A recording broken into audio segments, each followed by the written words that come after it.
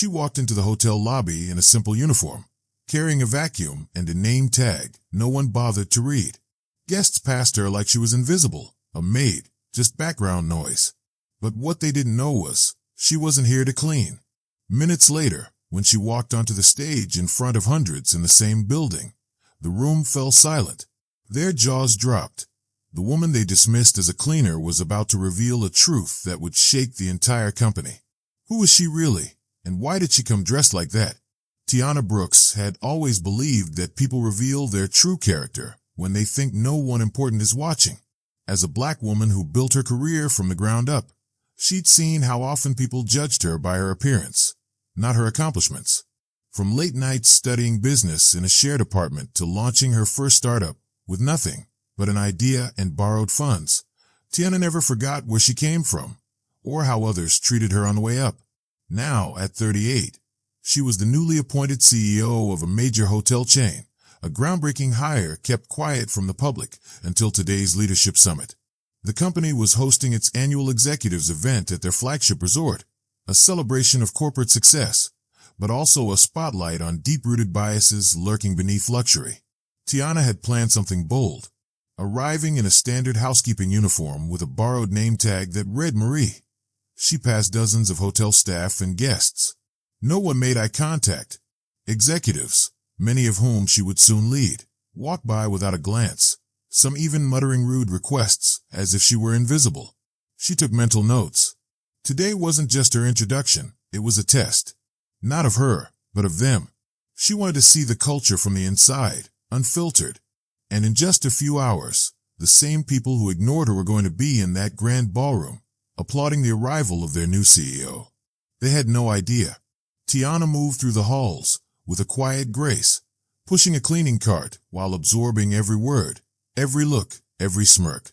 The resort's ballroom buzzed with executives from around the country. Suits clinked champagne glasses, exchanged industry gossip, and compared luxury car models like badges of honor. They were unaware that the maid they passed on their way in was actually the woman who now controlled their promotions, bonuses, and even job security. One man, a senior VP named Gerald, walked past her in the hallway and sneered. "Hey, sweetie." Someone spilled champagne in the boardroom. "Hop to it." No greeting. No thank you. Just the sharp tone of someone used to getting what he wanted without question.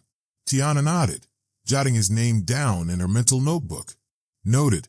In the break room, she overheard a cluster of executives joking. "You see the help here? It's like they plucked them right off the street." Another laughed. "Hope they don't let them near the silverware tonight." She didn't flinch, didn't respond, just smiled slightly and carried on. In a side corridor, one junior manager, a black woman named Danielle, caught her eye and gave a warm smile. "Rough day, huh? Stay strong, sis." Tiana's heart softened. One genuine interaction in a sea of arrogance. Another mental note, but this one a positive. As the hours ticked on, Tiana watched more than just behavior. She observed the culture, the silent expectations, the coded language. The resort wasn't just a building. It was a mirror reflecting who these people truly were when they didn't think anyone important was watching.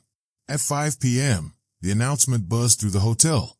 "All executives, please proceed to the grand ballroom for our leadership reveal." Tiana slipped away, unnoticed, as the room filled with people ready to meet their new CEO, eager to impress, unaware they'd already failed their most important test. Backstage, she changed quickly into a sleek navy blue business suit, applied a touch of lipstick, and pulled her hair back into a confident bun. The name tag now read, Tiana Brooks, Chief Executive Officer. Her heart pounded, not from nerves, but from power. Not vengeance, but purpose. Because what she was about to do wasn't just for her. It was for every black woman who'd been underestimated, overlooked, or spoken down to just because of the color of her skin or the clothes she wore. And the room? It was about to learn exactly who they were dealing with. The ballroom lights dimmed.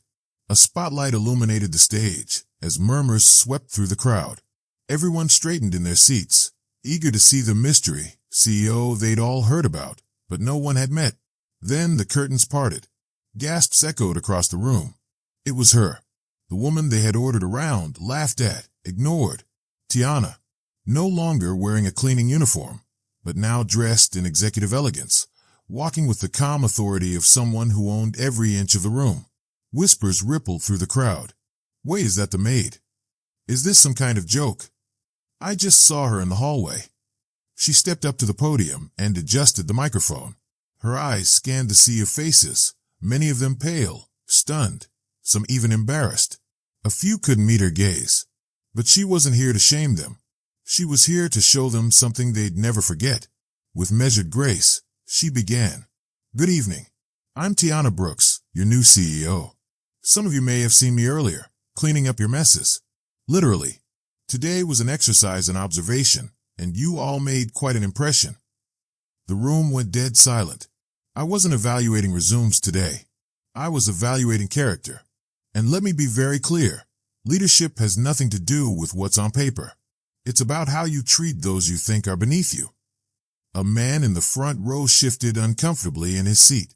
Gerald, some of you revealed your true selves when you thought no one important was watching.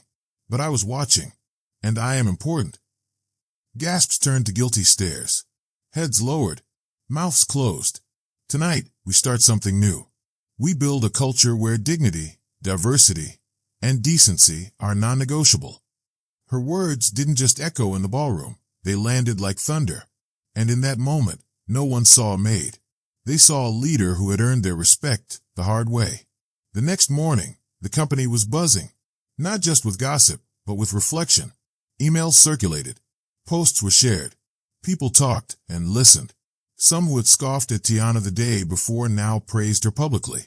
Others stayed quiet, perhaps too ashamed to admit how quickly they had judged.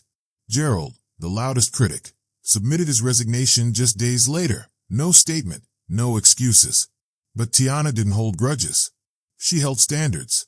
In her first month as CEO, she rolled out new training focused not just on productivity, but humanity. Workplace respect became more than just a poster on the wall. She introduced mentorship programs, anonymous feedback loops, and initiatives to elevate underrepresented talent. But more than any policy, it was her presence that changed the company. Because every time she walked the halls, she reminded them, without a word, that you never really know who someone is until they show you. And she had shown them.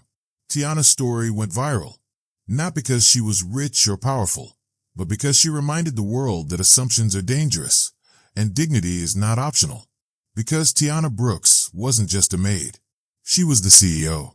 And she had always been, long before anyone gave her the title.